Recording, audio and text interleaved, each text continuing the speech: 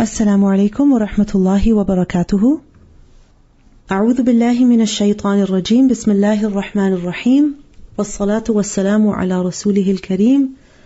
رب اشرح لي صدري ويسر لي أمري واحلل عقدة من لساني يفقه قولي. اللهم اهد قلبي وسدد لساني واسلل سخيمة قلبي. آمين يا رب العالمين.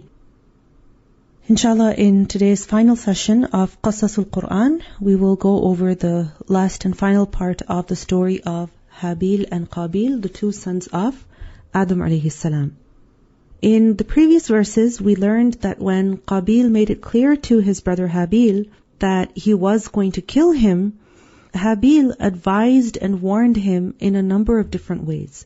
He said that if you have firmly resolved to kill me, I will not raise my hand to kill you, so that the killer and the one who is killed both do not end up in hell. And he also said that I am not going to try to kill you because I do not want that I end up doing something wrong, because I fear Allah, the Lord of the worlds. So even if you are going to commit a great injustice against me, I am not going to commit an injustice against you because I fear Allah. And he said, if you kill me, then you will end up with my sins and your sins and will end up in hell. And that is the outcome of those who do wrong. So he said this only to give his brother a severe, very strong and powerful warning. But did the warning benefit his brother? We see that it did not benefit him. Allah subhanahu wa ta'ala tells us in verse number 30 of Surah Al-Ma'idah, فَطَوَّعَتْ لَهُ نَفْسُهُ قَتْلَ أَخِيهِ فَقَتَلَهُ فَأَصْبَحَ مِنَ الْخَاسِرِينَ. And his soul permitted to him the murder of his brother, so he killed him and became among the losers. Meaning, in spite of the fact that Habeel, Abel, advised Qabeel, Cain did not listen. He did not pay heed to the advice and the warnings of his brother. Even though, if you think about it, the warning, the advice was so powerful, it should have aroused the fear of God in him, and it should have served as a deterrent. But he did not care for the fact that Allah only accepts from the righteous, that the one he was intending to kill was his own brother, whom he should protect and not kill. He did not care for the fact that if he killed his brother, he would incur a whole lot of sin and end up in hell. Nothing of that aroused any fear of God, any softening of the heart in him. And so he did not change his mind, and he ended up killing his brother. He listened to his nafs instead of the sound advice that was given to him. Why? Because his heart was filled with rage, it was filled with jealousy. So let's look at this ayah in detail. Allah subhanahu wa ta'ala says, فَطَوَّعَتْ لَهُ نَفْسُهُ. His nafs permitted to him. Permitted to him what? قَتْلَ أَخِيهِ. The killing of his brother. And when his soul permitted to him the killing of his brother, فَقَتَلَهُ, he killed him. Now the word طَوَّعَتْ is very interesting over here. طَوَّعَتْ, tatwir, is to make something obedient. Okay? So his soul permitted to him, allowed for him, and he made it easy for him to kill his brother. Because to kill someone, even to strike someone, to hit someone, is something that is very huge. It's not something small. So how is it that he was able to kill his brother? Because inside, his inner voice made it easy for him. It emboldened him to kill his brother. In spite of the clear and strong warnings, his nafs aided him, right? It encouraged him, and it complied with his wish to kill his brother. The thing is that when a person wants to do something that is wrong, that is bad, there is an inner voice that Allah subhanahu wa ta'ala has put inside of us that tells us not to do it. And this is nafs lawwama. There is nafs ammara bisu, and then there is also nafs lawwama. Nafs ammara bisu is that which commands us to do evil. Okay, there's an inner voice that says, do it. Okay, but then there's another voice, lawwama, the reproaching soul, which tells us don't do it. So there's an internal battle. At one moment you're like, do it. Another moment you're like, no, don't do it. Do it, no, don't do it. And there's an internal battle going on. So eventually what happens is that whichever nafs is stronger inside of a person basically wins. So here, what happened with Qabeel is that his nafs ammara bisu, that which commands to do evil, that overcame him, and it convinced him to kill his brother. It encouraged him to kill his brother. It emboldened him to kill his brother. And in the word tawwa'at, there is effort over here. And it also shows us that it took some time. Sometimes it happens that the moment you intend to do something, you do it right away. And other times, there is some convincing that is required. And so there's an internal battle that goes on, and eventually you decide what you want to do. So here, طَوَّعَتْ لَهُ نَفْسُهُ قَتْلَ أَخِيهِ, it shows that there was an internal battle, and that there was some time before Qabeel decided to kill his brother, and he acted on the impulse. And eventually, his nafs aided him in committing such a huge crime. So what happened after he committed this crime? فَأَصْبَحَ مِنَ الْخَاسِرِينَ. He became of the losers. Allahu Akbar. He wanted to kill his brother in order to seek some kind of internal satisfaction. Right? He was angry that his brother's sacrifice was accepted, and he blamed him, and he wanted to kill him to feel some kind of internal satisfaction. But did he win after killing his brother? No. Because killing his brother did not make, his own sacrifice accepted now. No. His sacrifice was still rejected. It didn't change the status quo. Secondly, he became of the losers because he committed such a heinous crime, which only brings loss to a person. On the surface, it seems like the killer won. The one who murdered has become victorious, but that is not the case. The one who commits injustice, even though momentarily he seems to be victorious, in reality, he is the greatest loser. فَأَصْبَحَ مِنَ الْخَاسِرِينَ. Because this life is not everything. This life is only a tiny, tiny fraction of our entire existence. So even if a person does something wrong today and commits injustice, and because of that, they enjoy some years of life here, eventually what's going to happen? Eventually they die, and for eternity they suffer the consequences of their injustice. So is this person a winner or a loser? Absolutely, they're a loser. فَأَصْبَحَ مِنَ الْخَاسِرِينَ. The other thing is that there are some sins for which there are consequences even in this world. Even in this world. And murder is one of those crimes, especially killing someone who is related to you, your own blood. قَطِيعَةِ الرَّحِمِ, severing the ties of kinship. This is something that brings punishment even in this world. The Prophet ﷺ said that there is no wrong action more likely to bring punishment in this world, in addition to what is stored up in the next world, than oppression and severing ties of kinship. And if you think about it, Qabeel committed both of these crimes. He committed al-baghi, he committed oppression against his own brother by killing him outrageously. And secondly, he also committed qati'at al-rahim, severing ties of kinship. And he was supposed to be protecting his brother. And instead of protecting his brother, he killed his brother.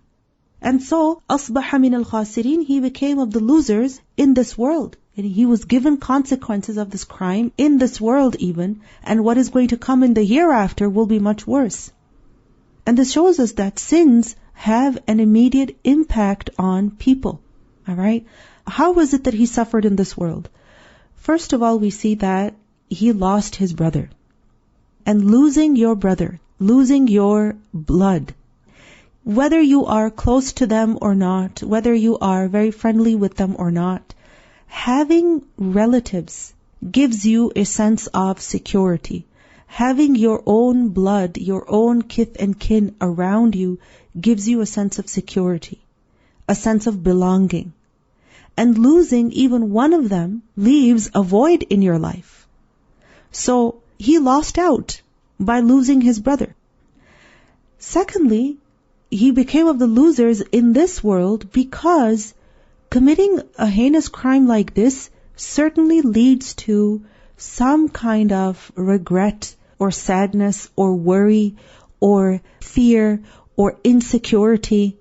Sometimes it happens with people that when they do something terribly wrong, and even if nobody finds out, they become very afraid, very self-conscious. They begin to have nightmares all the time. They begin to isolate themselves. They're afraid to socialize with people.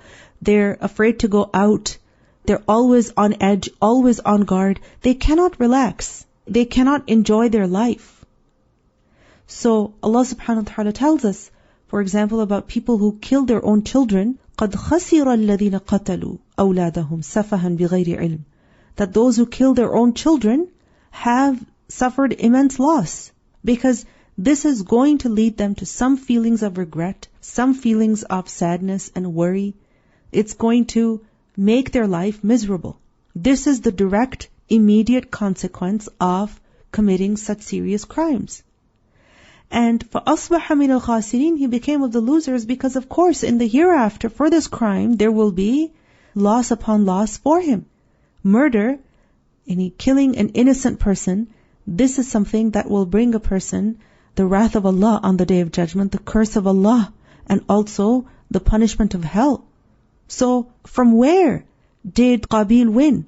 He did not. He managed to kill his brother in order to seek some kind of satisfaction, but that satisfaction was momentary. And it did not last for more than a few seconds, because immediately he became of the losers, and as we see in the following verse, he became of the remorseful. And he was just left in eternal regret. So never think that causing someone damage, causing someone harm, oppressing someone is going to bring you success. It's never going to bring you success. Whether we cause harm to someone financially or emotionally or physically, in any way, if we do dhulm, then we can never win. We will actually lose out. So there's a number of things that we can learn from this ayah. First of all, we learn about how dangerous nafs ammara bisu is. How dangerous the nafs is which commands us to do evil. And how we have to beware of it. We have to be very careful and not obey it. Because here, فَطَوَّعَتْ لَهُ نَفْسُهُ قَتْلَ أَخِيهِ. Sometimes there are people around you who are advising you, encouraging you, telling you to do something wrong. But here, Qabeel, nobody was telling him to kill his brother. Nobody was inciting him against his brother. It was his own nafs. So sometimes your greatest enemy is who? Your own nafs. So ask Allah subhanahu wa ta'ala to protect you from the evil of your own nafs. أَعُوذُ بِكَ مِنْ شَرِّ نَفْسِي. O my Lord, I seek refuge in you from the evil of my own soul. And the thing is that if there's someone outside, someone around us who is telling us to do something wrong, we don't want to listen to them, we don't listen to them. We go away from them. We tell them to go away. We block them. There are ways to get rid of people. But your own nafs, that internal voice that is constantly urging you, do this, do this, do this. You say, no, this is not okay. There's no way I should do this. But then again it tells you, do it, do it, do it. So it can be very evil. So don't feed that nafs by obeying it, because the more you obey amara bisu, the nafs that prompts you to do evil, that tells you to do evil, the more you obey it, the weaker you become in front of it. فَطَوَّعَتْ لَهُ نَفْسُهُ قَتْلَ أَخِيهِ. Another thing is that this teaches us that we should not obey our nafs all of the time. The thing is that when you obey your nafs in every little matter, then you become weak before your own nafs. So for example, the nafs says, okay, put a heaping teaspoon of sugar in your coffee, okay, or in your tea. Do you really have to? You don't have to.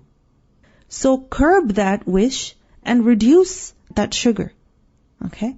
You know that eating certain foods does not suit your health. For example, an increase in sugar intake, this is something that you know is damaging for you. So the nafs says, have another chocolate, have another bite, have another piece of cake. So don't obey everything that the nafs tells you to do. The nafs says, keep sleeping, keep laying down, or, respond to someone in a harsh way. No, don't listen to your nafs all the time. You have to challenge the thoughts that arouse from within you and see if they are beneficial for you, if they are, even true if they are damaging for you or what? Allah subhanahu wa ta'ala tells us in Surah Al-Jathiyah that أَفَرَأَيْتَ مَنِ اتَّخَذَ إِلَهَهُ هَوَاهُ وَأَضَلَّهُ اللَّهُ عَلَى عِلْمٍ وَخَتَمَ عَلى سَمْعِهِ وَقَلْبِهِ وَجَعَلَ عَلى بَصَرِهِ غِشَاوَةً. Have you considered the case of the one who has taken his own desire as his God, and this person worships his own desire? What's going to become of this person? Allah subhanahu wa ta'ala describes the state of this person, that this person's hearing is sealed, okay, and his heart is also sealed, and on his eyes is a covering. So there's no reasoning with this person.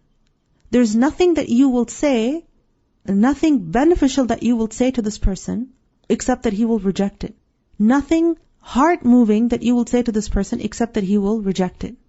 No evidence you will show him, except that he will reject it. Why? Because he is so full of his nafs. His idol is inside of him. He worships his nafs. And when he worships his desire, his own nafs, you cannot reason with this person. You cannot advise this person. Your advice is not going to benefit you. And this is why, if you think about it, Habeel, Abel, when he advised his brother Cain, and his advice was so powerful, so moving, and it should have aroused the fear of God. It should have served as a deterrent. But Cain rejected all of that, and he listened to his nafs. And look at what became of him. He became a loser. So it's very important that we keep our nafs in control. It's a wild beast inside of you that needs to be tamed. It needs to be controlled. And the thing about a wild beast is that if you do not discipline it, and if you do not starve it, okay, it can get out of control. It will come and destroy you. So the only way of keeping it in control is to starve it. Starve it as in not feed it everything that it wishes for. And you have to discipline it. Then we also learn from this ayah about what a terrible sin murder is. Right? And فَطَوَّعَتْ لَهُ نَفْسُهُ قَتْلَ أَخِيهِ. Yani his nafs had to convince him. And when he killed his brother, he became of the losers. So qatl is something that leads to khasara. Murder is something that leads to loss. And this is the reason why things that even lead to murder, okay, are prohibited in our religion. For example, the Prophet ﷺ said that none of you must point a weapon at his brother. And not even in fun can you point a weapon at your brother. And by weapon, I don't just mean like a gun or a sword, but even, for example, a kitchen knife. Don't point it at anyone, even as a joke. Because the Prophet ﷺ said, for he does not know whether perhaps the devil may draw it out while it is in his hand, as a result of which he will fall into a pit in hell. Meaning, you could just take it out and point it towards your brother just for fun, and you don't know, it might slip from your hand. If it's a bow and arrow, it might accidentally shoot from your hand, and you might end up killing someone by accident. So, things that even lead to murder are prohibited. Then in the next verse, Allah subhanahu wa ta'ala says, فَبَعَثَ اللَّهُ غُرَابًا يَبْحَثُ فِي الْأَرْضِ لِيُرِيَهُ كَيْفَ يُوَارِي سَوْءَةَ أَخِيهِ. Then Allah sent a crow searching in the ground to show him how to hide the disgrace, the corpse of his brother. قَالَ يَا وَيْلَتَا. He said, oh woe to me. أَعْجَزْتُ أَنْ أَكُونَ مِثْلَ هَذَا الْغُرَابِ. Have I failed to be like this crow? فَأُوَارِيَ سَوْءَةَ أَخِي. And hide the body of my brother?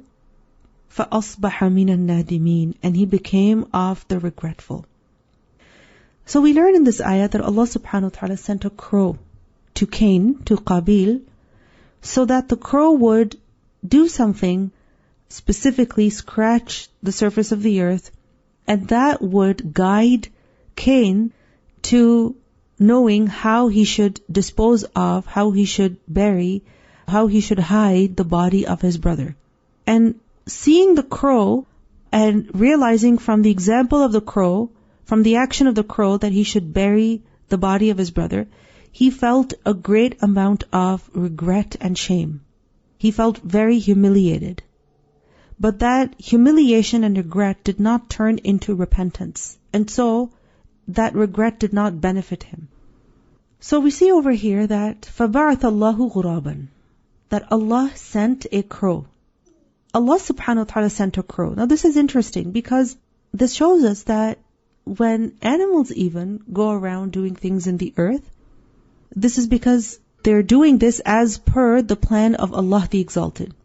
Okay, they're doing this because Allah subhanahu wa ta'ala has sent them to do something in front of us so that we can learn from their example. Okay, so the actions of people, we learn, are under the will of Allah. Okay, meaning a person is only able to do something when Allah subhanahu wa ta'ala lets them, when Allah subhanahu wa ta'ala allows them. Okay, this doesn't mean that Allah forces them. No, Allah allows them and so they're able to do it. Likewise, the actions of the animals even, they occur, they happen by the will of Allah. So this crow came, why? Because Allah sent it. فَبَعَثَ اللَّهُ غُرَابًا. Allah sent a crow, a raven. And this raven, what was it doing? يَبْحَثُ فِي الْأَرْضِ. It was scratching the earth. Yani with its foot, what was it doing? It was scratching the surface of the earth. يَبْحَثُ فِي الْأَرْضِ. Bahth is to scratch. Okay, like for example, if there's soil that has hardened or that has solidified, yani because it was wet, so it began to scratch the surface in order to soften it, or perhaps it was burying something, or it was digging something out. Wallahu a'lam, it's not mentioned in the Quran why exactly the raven was scratching the earth, but you would think that a raven would scratch the earth in order to either hide something or in order to uncover something. Okay? And this was لِيُرِيَهُ, so that it shows him, meaning the raven would show Qabeel كَيْفَ يُوَارِي سَوْءَةَ أَخِي, how he should hide the corpse of his brother. The word saw'ah means corpse, and basically the word saw'ah means disgrace or something that is a source of embarrassment. And the same word is used for private part as well, because exposing it is a disgrace. Okay? Likewise, the entire body of the deceased, yani it is supposed to be covered. It should not be exposed. And subhanAllah, sometimes people will take photos of someone who has died and they will share them on social media, and this is not correct. Just as you would not take a photo of a private part, you are not allowed to take the photo of a deceased person. The entire body of the deceased is supposed to be covered. It is awrah. Okay? It should not be exposed. So the crow showed him how to bury the dead body of his brother. Now, it's well known that crows sometimes bury their food and cover the food in the ground. They will bury food and they will cover it with leaves or grass. And sometimes, they will use their foot to bury the food with something. They may scrape the earth and even leaves in order to cover their food with. Sometimes they're also seen covering the body of another crow with earth or leaves or grass or something like that. And crow funerals, okay, are actually well known. When a crow, for example, dies, you will see how all of a sudden a lot of crows will gather and you will hear a lot of noise, sometimes silence, sometimes noise. And this whole, thing will go on for at least 15 to 20 minutes. There's a lot of back and forth crows flying from one place to the other. There's a lot of commotion in the air. All because one crow has died. And then, all of a sudden, they all go away. I myself have witnessed this many times in my life. So crows are very socially aware. Now, some ulama say that while Qabeel had killed his brother, he saw that two crows came, they fought, one killed the other, and then the one who killed him buried the other crow. And this showed Qabeel how to bury his brother. But this is not mentioned in the Quran. Okay? This is not mentioned in the Quran that the crow killed another crow and then it buried the crow, and that is what made Qabeel realize how he should bury the dead body of his brother. What the Quran mentions is that the crow showed him how to bury the corpse of his brother. How? By scratching, by scraping the surface of the earth. Okay? And crows do that, like I mentioned, in order to hide their food, in order to retrieve their food, in order to even bury their dead, hide at least the body of their dead. So watching the crow made Qabeel realize how he should bury his brother. And upon realizing that, he felt very humiliated. And he said, قال يا ويلتا, he said, oh woe to me, أعجزت أن أكون مثل هذا الغراب. Have I failed to be like this crow? فأواري سوءة أخي, so that I hide the body of my brother? And he became of the regretful. So we see that he said, Ya waylata, oh woe to me.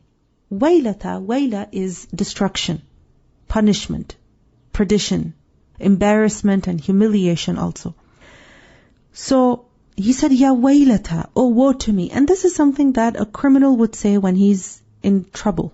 Okay, this is something that the criminals will say on the Day of Judgment. Ya waylatana, ma li hadha al-kitab, oh woe to us, what is with this book? Yani the book of deeds. Everything small and big is recorded in it. So this is a word, an expression that is said out of regret, out of embarrassment, out of humiliation when someone is struck by some huge disaster. So he was expressing that feeling of frustration and embarrassment and humiliation this way. Ya waylata. And then he said, أعجزت أن أكون مثل هذا الغراب. Am I so unable that I'm not even like this crow? Have I failed to be like this crow? Meaning this crow is better than me, it knows what to do, and I am learning from a crow? This is not a statement of regret, but rather is a statement that is coming from a place of arrogance. Okay? It is coming from a place of arrogance. That, have I failed to be like this crow? How come? This is coming from a place of arrogance because he felt very humiliated here. Okay, he felt very humiliated. Typically, when a person finds themselves confused about some matter, they don't know what to do, and they learn by watching someone, they would feel very relieved. They would be very thankful and they would rejoice. He's not rejoicing over here that Alhamdulillah, I know what to do with the body of my brother. No, he's not rejoicing over here. He's feeling humiliated because he was very arrogant. أن أكون مثل هذا الغراب فأواري سوءة أخي فأصبح من النادمين. So he became of the remorseful. He had a lot of nadama. Okay. Now, Qabeel felt regret. But remember that regret is of different kinds. And not all types of regret lead to repentance and reform. Some people, when they do something wrong, and they realize they've done something wrong, they regret their mistake. They feel ashamed, they regret their mistake, and they are forward thinking, so they want to know what they can do to move ahead, what amends they can make, what changes they can bring, and how can they move forward in order to not repeat the mistake and in order to make the rest of their life better than, what has happened so far. This is basically tawbah. This is repentance. This is regret that leads to repentance, and this is excellent. This is exactly how we should be. But then there's another type of regret where a person does not feel remorseful over the fact that they've done something wrong. No. They are remorseful because they're pitying the state that they are in. They're pitying the condition that they find themselves in. And this means that now a person is just stuck in shame and humiliation, and they're just stuck in their past, and they're not forward thinking. They're not thinking about how they can make amends and how they can improve the remainder of their life. They're just stuck in the past, and they're just stuck in a state of shame and humiliation and regret. So فَأَصْبَحَ مِنَ النَّادِمِينَ, he became of the regretful. What kind of regret did Qabeel feel over here?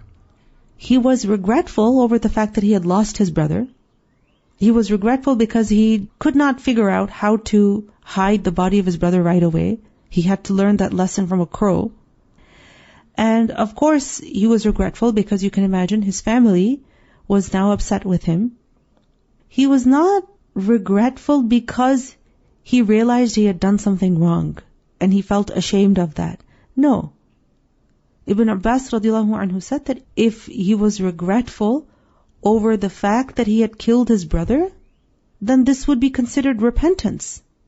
But this is not repentance, because he did not feel regret over the fact that he killed his brother. He realized he had done something wrong. And this is why this nadam, this regret, did not lead him to repentance. And instead, it let him remain stuck in regret. So he remained in regret for the rest of his life. Hasan al-Basri said that Allah subhanahu wa ta'ala caused regret to take over him after loss. In the previous ayah we learned that he became of the losers. In this ayah it is said that he became of the regretful, yani forever regretful.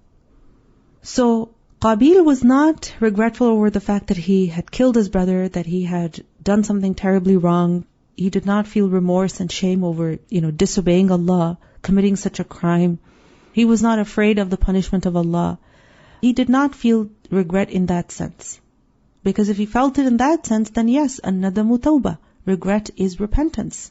Because real, actual regret, it leads to reform. It leads to the acknowledgement of the sin. It leads to leaving the sin. It leads to seeking forgiveness. It leads to the resolve that I'm never going to commit that sin again. It leads to making some kind of amends. Right? And when regret is of this nature, then it is considered repentance. But Qabeel did not feel regret of this nature, that I have disobeyed Allah, I should not have done this, I should not have killed my brother, what was I thinking, oh Allah forgive me. This was not the kind of regret that he had. He just felt humiliated and he felt sad and upset, but that sadness and feelings of upset did not cause him to make any reforms. So there's a number of lessons that we can take from this ayah. First of all, we see that the human being can be very, very unjust against his own self. And we see how Qabeel was unjust to himself. By committing such a crime against his brother, yes, he harmed his brother, but he inflicted a greater harm upon himself. Right? Much greater harm upon himself. And this teaches us that when we have the intention to do something wrong, then let's not act on that intention.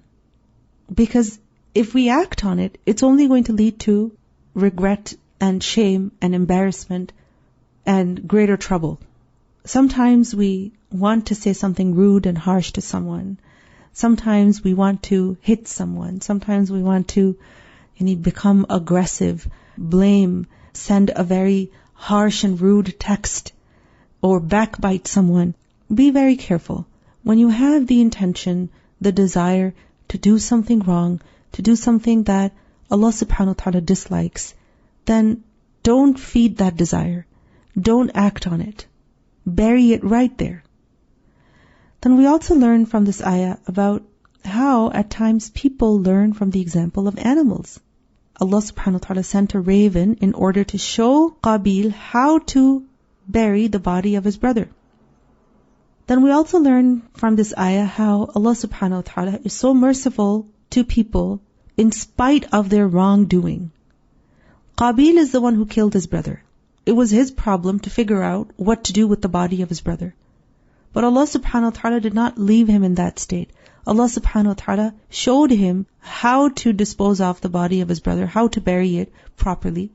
And for that, Allah subhanahu wa ta'ala sent a crow. How merciful is Allah, that we are the ones who do something wrong. Okay, we are the ones who are at fault. And Allah subhanahu wa ta'ala is the one who still guides us, who still shows us the way out. So we should never think bad about Allah. We have no right to ever think negatively about Allah Azza wa Jal. We are the ones who put ourselves in dangerous, difficult situations, and Allah subhanahu wa ta'ala is the one who rescues us. We have no one to blame but ourselves, and no one to thank but Allah. Then we also learn from this ayah about how it is necessary that the dead body of a human being should be buried, whether it is the body of a Muslim or a non-Muslim. Because we learned that even when the uncle of the Prophet ﷺ, Abu Talib, when he died as a mushrik, the Prophet ﷺ told Ali radiallahu anhu to go and bury him. Right? The Prophet ﷺ told him that go and bury your father. So that is what Ali radiallahu anhu did. So whether the body is of a Muslim or a non-Muslim, the human body, when it is deceased, it should be buried. It should not be left out in the open so that animals come and eat it. No, this is disrespect to the human body. It should be buried properly. Then we also learn from this ayah that regret alone does not protect a person from the consequence of their sin. Okay? Because Qabeel was regretful, فَأَصْبَحَ مِنَ النَّادِمِينَ. But that regret, first of all, was not the right kind. And secondly, it was not enough. And this is why it did not remove the punishment, it did not remove the guilt from him. Which kind of regret removes guilt? It is the regret that is sincere, that is with repentance, okay, that leads to acknowledging that this was wrong, this was a sin, I should not have done it. It is such regret that leads to the resolve to not repeat it again. It is the regret that leads to seeking forgiveness from Allah subhanahu wa ta'ala. It is the regret that leads to making amends with people. So when a person repents like this, when a person regrets like this, then tawbah is complete. Okay? And then the punishment is removed, guilt is removed. But if a person is just stuck in regret, man, I shouldn't have done, man, this was so bad of me, my bad, my bad. And a person doesn't say, I'm sorry. And then a person doesn't say, I'm never going to do this again. A person does not make amends. Then this kind of regret is not real regret. And it doesn't remove guilt from a person, and it does not benefit him. In fact, it only increases a person in feelings of shame and negativity, and then people don't even want to live anymore. And sometimes people end up killing themselves. So the thing is that when we feel remorse over something we have done, then we must turn to Allah. We could have made the world's worst mistake ever. Okay? But we must realize that Allah is At-Tawwab. He is the one who accepts repentance. So the only way out is if we turn to Allah. So turn to Allah and have hope in His forgiveness. Have hope in His blessing, in His favor, that He is able to mend your situation. Right? Have hope in His mercy, that He will pardon you and that He will bless you and He will fix your situation for you. So the moment you realize you've done something wrong, don't delay repentance. Allah subhanahu wa ta'ala tells us in the Quran that the tawbah, the repentance which He accepts, is from those people who do evil out of ignorance, out of foolishness. And then they repent right away. The moment they realize they've done something wrong, they repent right away. So repent sincerely and make a firm resolve to never return to the sin again. Acknowledge your sin before Allah. Acknowledge your mistake. Humble yourself before Allah and seek forgiveness from Allah subhanahu wa ta'ala. And be afraid lest you may repeat the sin again. So ask Allah subhanahu wa ta'ala to protect you in the future. Now Allah subhanahu wa ta'ala tells us in verse number 32 that min ajli dhalika, because of that, katabna ala bani Israel, we decreed upon the children of Israel, annahu man qatala nafsan, that whoever kills a soul, bighayri nafsin, unless for a soul, aw fasadin fil ard, or for corruption done in the land, فَكَأَنَّمَا قَتَلَ النَّاسَ جَمِيعًا, then it is as if he had slain mankind entirely. وَمَنْ أَحْيَاهَا فَكَأَنَّمَا أَحْيَا النَّاسَ جَمِيعًا, and whoever saves one life, it is as if he has saved mankind entirely. وَلَقَدْ جَاءَتْهُمْ رُسُلُنَا بِالْبَيِّنَاتِ, and our messengers had certainly come to them with clear proofs, meaning to the Bani Israel, to the children of Israel. ثُمَّ إِنَّ كَثِيرًا مِّنْهُمْ بَعْدَ ذَلِكَ فِي الْأَرْضِ لَمُسْرِفُونَ, that indeed many of them, even after that, throughout the land, were transgressors. Allah subhanahu wa ta'ala tells us over here that min ajli dhalik, because of that. Because of what? Because of Qabeel killing his brother Habeel. because of the fact that Cain killed his brother Abel out of jealousy, outrageously, and because of the outcome of such crime, yani killing an innocent person leads to many negative consequences in this life and of course in the next. What happened? Allah subhanahu wa ta'ala decreed upon the Bani Israel that basically killing an innocent is something that is prohibited. It is not allowed for people to kill an innocent person. You can be angry, you can be very upset, you could be in the right, but it does not give you the right to kill someone unjustly. The only situation where killing someone is permissible is what Allah subhanahu wa ta'ala mentions in the ayah, Man qatala nafsan bighayri nafs. Okay? Meaning in retribution. First of all, the only situation where killing someone is permissible is what? Retribution. That one person killed another, so he will be killed in return. Killing him, killing the murderer is permissible. Secondly, أَوْ فَسَادٍ فِي الْأَرْضِ, or for some punishment for a certain kind of corruption in the land. Corruption in the land is of different kinds, and certain types of corruption are more severe than others. And fasad fil ard, corruption in the land, includes certain sins, certain major sins, for which the punishment is qatl. So, I'm not going to go into the detail of that, but there are certain crimes for which the punishment is murder. Okay? So, these are the two cases where killing someone is permissible. Other than that, it is not permissible. This is what is mentioned in this ayah. So, what this ayah is teaching us is that because killing an innocent person leads to so many negative consequences for people in this life and the next, Allah subhanahu wa ta'ala forbade upon the Bani Israel to kill an innocent person. Okay? Any killing, murder is something that Allah subhanahu wa ta'ala has forbidden. This is something that people are not allowed to do. This is something that we do not have the right to do. Because Allah is the one who creates life and He is the one who gives death, and we do not have the right to decide when someone should die, and we do not have the right to inflict such violence on someone that we go and try to take their life away from them. So من أجل ذلك كتبنا على بني إسرائيل. And كتبنا على بني إسرائيل means that we decreed upon the children of Israel. And this was a law that Allah subhanahu wa ta'ala gave to the Bani Israel. And what is this law? That أنه من قتل نفسا, that whoever kills a soul بغير نفس, without punishment for killing a soul, أو فساد في الأرض, or for causing corruption in the land, meaning if someone kills an innocent person, then فكأنما قتل الناس جميعا, then it is as if he has killed all of mankind.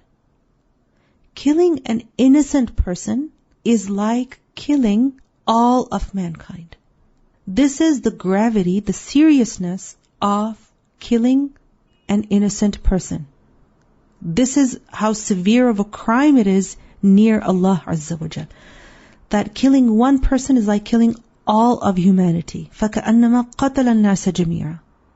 This is similar to how rejecting one messenger, not believing in one messenger, is equal to not believing in all of them, rejecting all of them. Right? Not believing in one angel is like not believing in all of them. Because who is the one who sent the messengers? It is Allah subhanahu wa ta'ala. So, if a person rejects one messenger, then it's very easy for them to reject another one, and then another one, and then another one. So likewise, when a person kills one innocent soul, then it's as if they have killed all of humanity. Because they have lost respect for human life. And today they're killing one person, tomorrow they'll kill another, no problem. The day after they'll kill another, no problem. And this is what happens with people. That one crime leads to another, which leads to another. That awareness inside of a person that this is something wrong, it just dies. It just gets destroyed. So this is one interpretation. That killing an innocent person is like killing all of humanity. There's another interpretation of this. That killing certain individuals is like killing many people. Why? Because certain individuals are such that if they're killed, their murder would lead to a lot of bloodshed.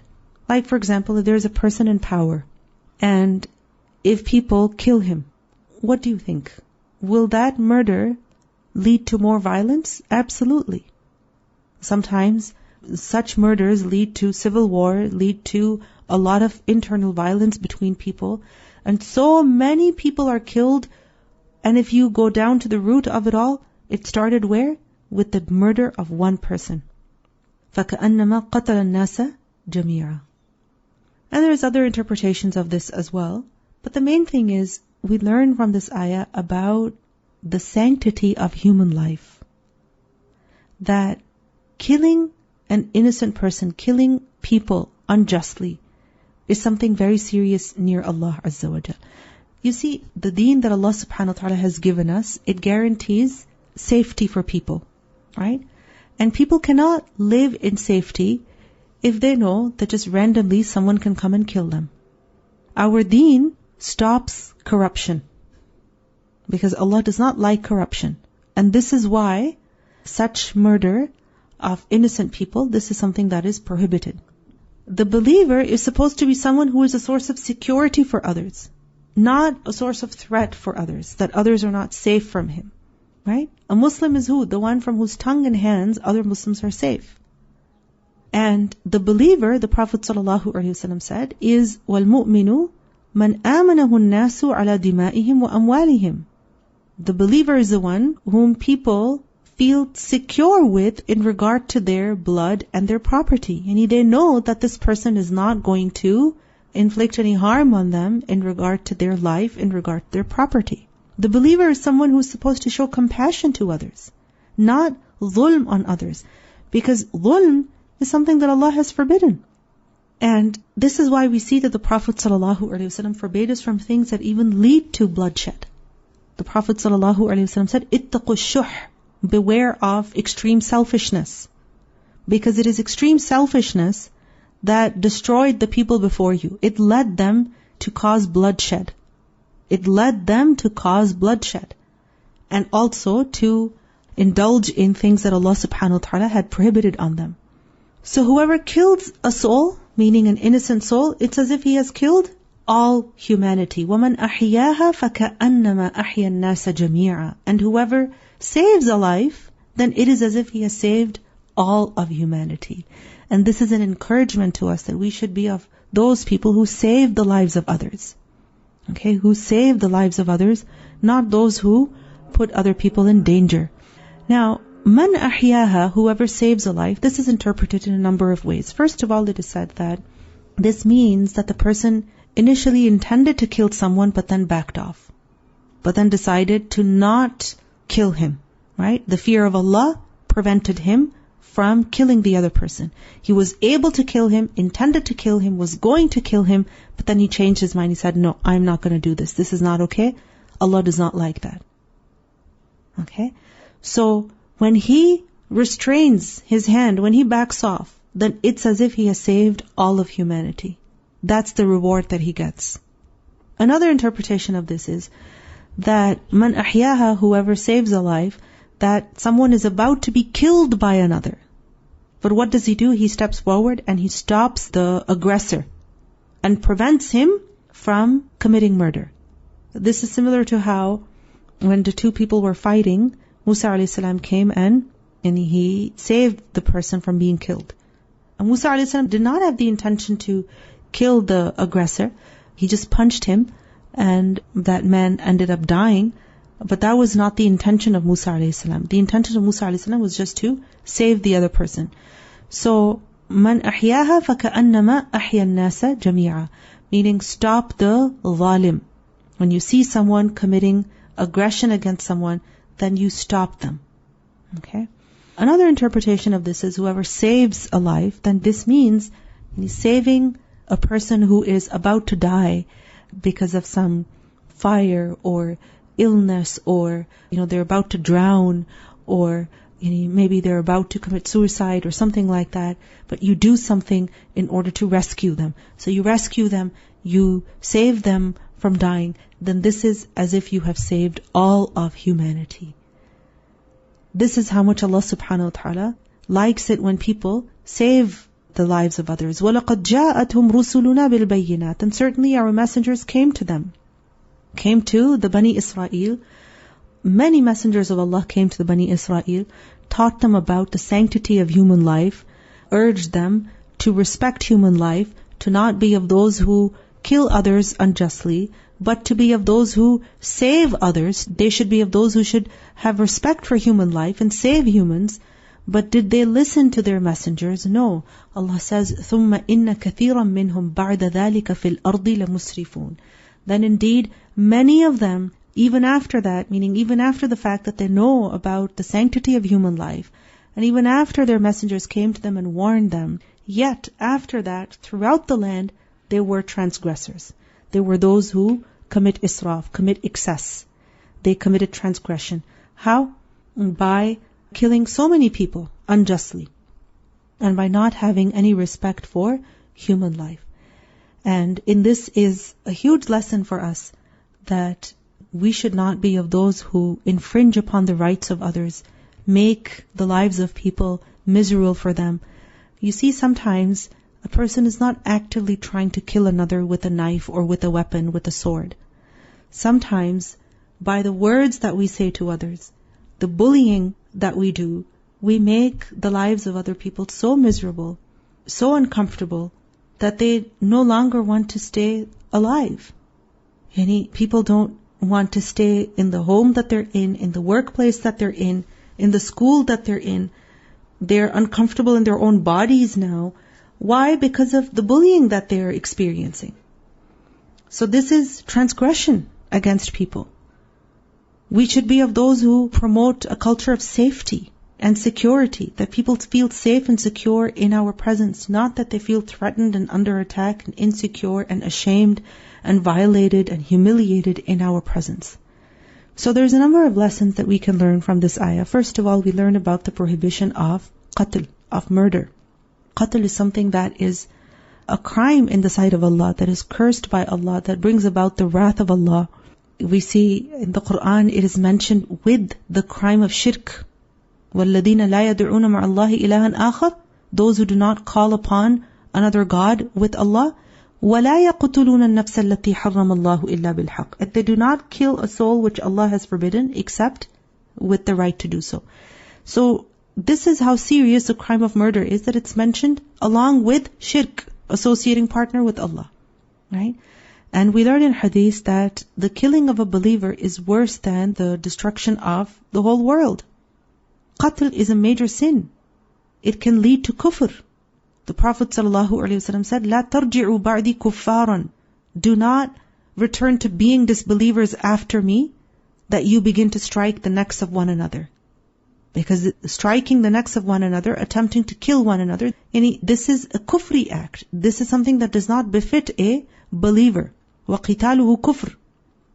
It is one of the 7 destructive sins. Right? Killing an innocent person is one of the 7 destructive sins. And we learn in hadith about how the sanctity of a believer's life is more than the sanctity of the Kaaba. Imagine if someone were to attack the Kaaba, what would happen? We would lose it, and we would not tolerate that at all. But these days, subhanAllah, so-and-so gets killed, another person gets killed, another person gets killed, and people are not affected at all. Human life is sacred. The believer's life is sacred. Someone who believes in Allah, their life is even more sacred. And especially human life, whether it is the life of an adult or the life of a child or the life of a fetus. Once the ruh, the soul, is in the fetus, then it doesn't matter what the reason is. You don't have the right to kill. Just because someone has a certain abnormality or health condition doesn't mean that you kill them. That's not a right that Allah has given you. When it comes to killing, committing murder, this is something that has many consequences in this life also.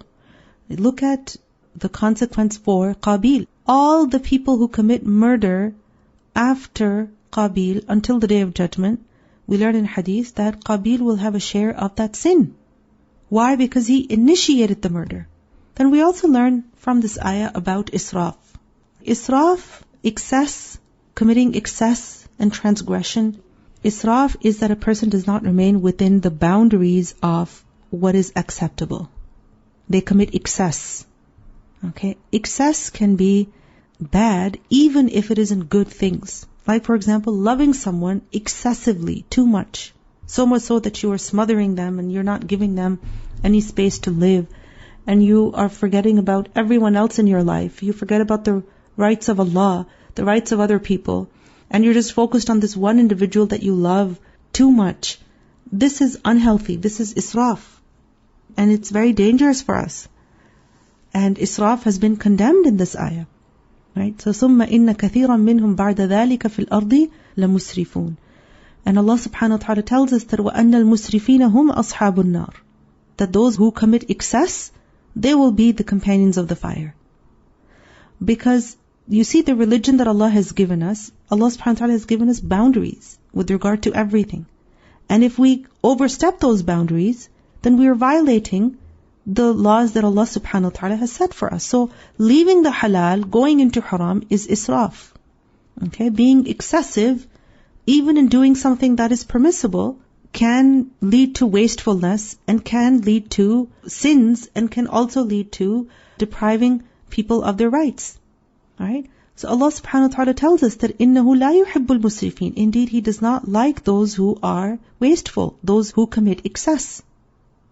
And the one who commits excess is deprived of guidance. إِنَّ اللَّهَ لَا يَهْدِي مَنْ هُوَ مُسْرِفٌ كَذَّابٌ. Such people go astray. Such people, their wrong deeds are adorned for them, beautified for them.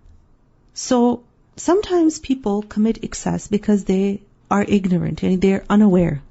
Right? Sometimes they commit excess because of just imitating others. They just see someone doing something and without even thinking, they copy them, they imitate them.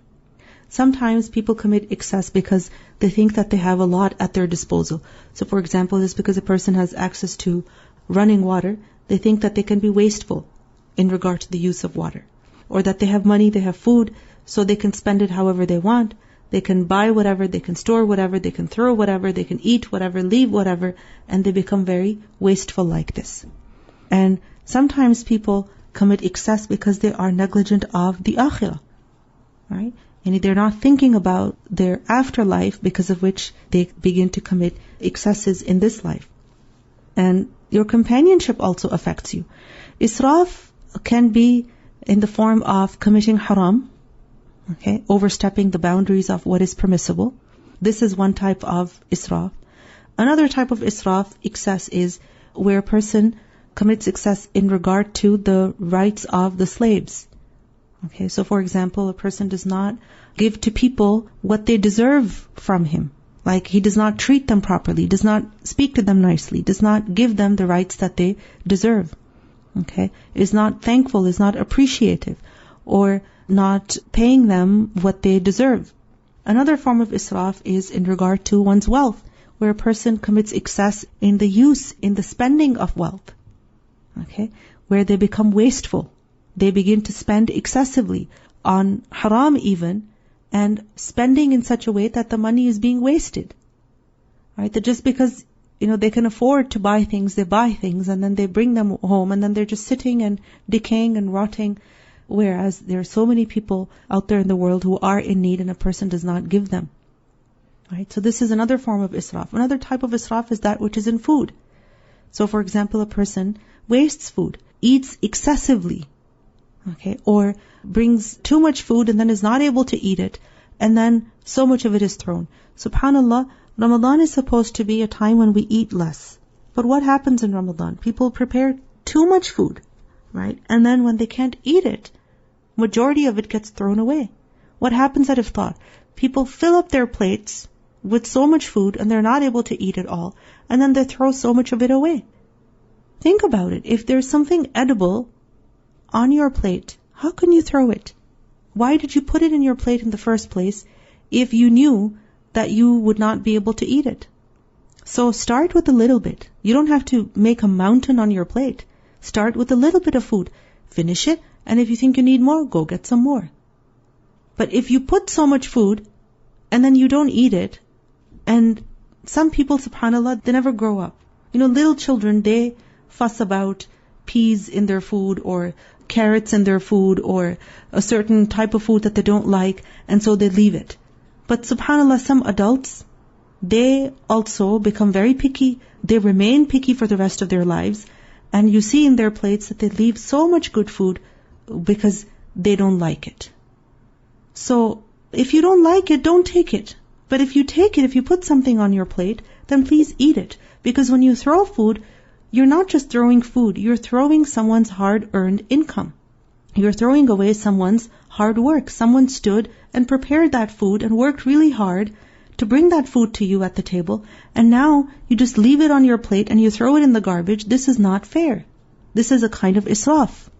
So, israf can be in terms of food. It can also be in one's speech, where a person talks too much excessively, and then when they talk too much excessively, then they talk about other people in a negative way, like backbiting, okay, or mocking, teasing, okay, sometimes lying. Then they have to make other people laugh, and in order to make them laugh, they will start fabricating things. So israf can also be in one's speech. May Allah subhanahu wa ta'ala protect us from all forms of israf. And we should ask Allah subhanahu wa ta'ala to forgive us. رَبَّنَا اغْفِرْ لَنَا ذُنُوبَنَا وَإِسْرَافَنَا فِي أَمْرِنَا وَثَبِّتْ أَقْدَامَنَا وَانصُرْنَا عَلَى الْقَوْمِ الْكَافِرِينَ. O our Lord, forgive us for all of our sins and all of our excesses in our affairs, and make our feet firm and help us against those who disbelieve. Ameen. Inshallah, we will conclude over here. Barakallahu feekum. Subhanakallahumma wa bihamdik. Ashhadu an la ilaha illa anta. Astaghfiruka wa atubu ilayk. Wassalamu alaikum wa rahmatullahi wa barakatuhu.